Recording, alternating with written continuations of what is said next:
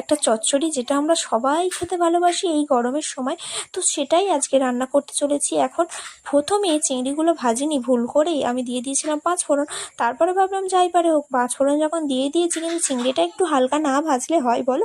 তারপর চিংড়ি দিয়ে, যেহেতু চিংড়ি দিয়ে পুঁই শাক চচ্চড়ি হচ্ছে, তাই বৌদিরা বললো একটু পেঁয়াজ আদা রসুন দাও, তাহলে টেস্টটা ভালো হবে আর চিংড়ির স্মেলটাও থাকবে না।